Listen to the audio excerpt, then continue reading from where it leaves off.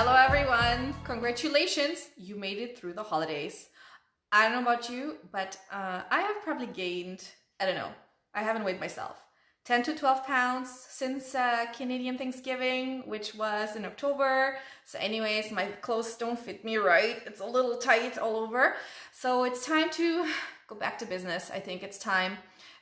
With the new year approaching and all the influx of people trying to get on track or start a keto diet, I think that keto was one of the buzzwords of 2019. So I think we're all kind of in a big boat going down the big keto river. And with that, I wanted to do a video for newbies that see a lot of keto products out there, and just to make sure or to point out that not where it says keto on it, it's not always keto in it. Let's just be quite frank here.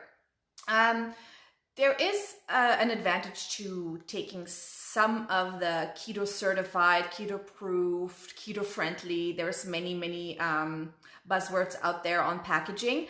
I think if you buy some prepackaged, little treats or something like that for getting into keto, and especially for your first month or so, where you have some cravings and it's like either I'm going to give in with a keto treat or I'm just going to not do it. I think that's a great, strategy, just to have something lying around, ready to go, just in case, you just really can't help yourself, which happens obviously. Or, like what we just had right now, all of us who have been keto for a while and had to go through the holidays and now are back, tracking and being a little more strict to lose the weight that we gained.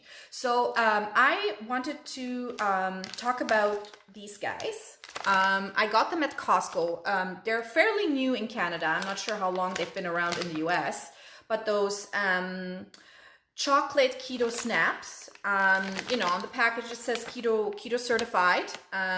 4 grams of sugar per serving, dark chocolate, coconut and almonds plus sea salt. So sounds good to me, sounds like keto approved foods in there. But if you actually look at the nutrition label, and you always kind of have to do it to make sure that you track it correctly, which you should, obviously, you will see that there is something up with the math. It doesn't really work out to what you think or what they're telling you it is. So if you look, and I'm going to just do it like this. If you look at the carbohydrates, it says here it's total of 6 grams of carbohydrates, and then there's 3 grams of fiber.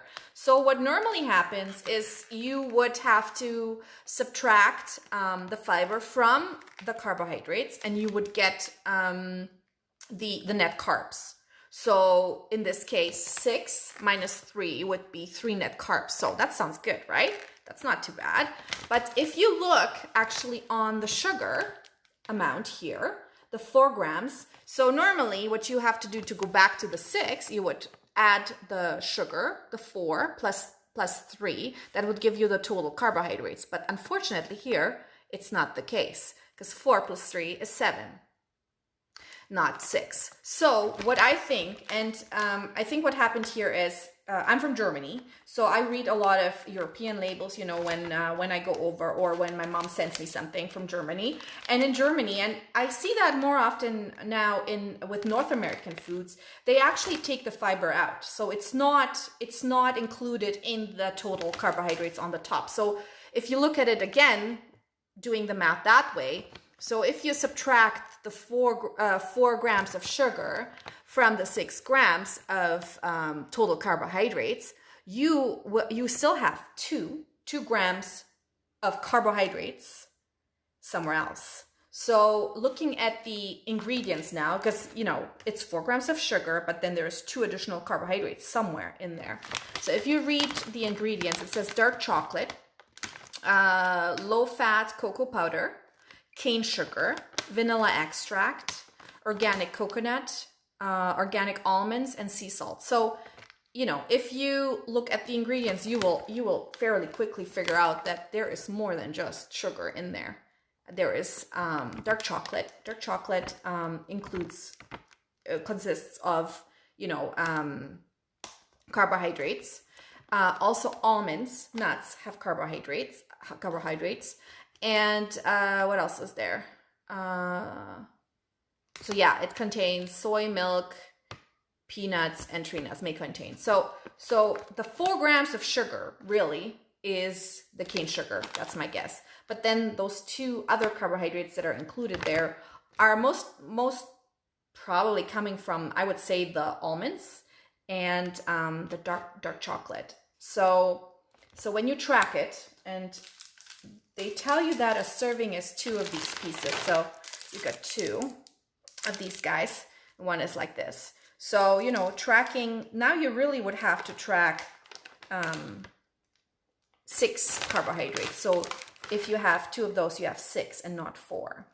So if you are already writing on the upper end of your carb limit for the day, like let's say you had a lot of veggies, or you had something else with carbs in it, that might just take you out of ketosis slightly. It's not a big deal when it comes to weight loss, really, but it sure does make a big difference when it comes to satiety. Because whenever you go out of ketosis, you will be more hungry. So the goal is to stay in ketosis and take advantage of the fact that you're not hungry in ketosis. So, it is a slippery slope with these kind of treats. So, pack 1 in your lunch.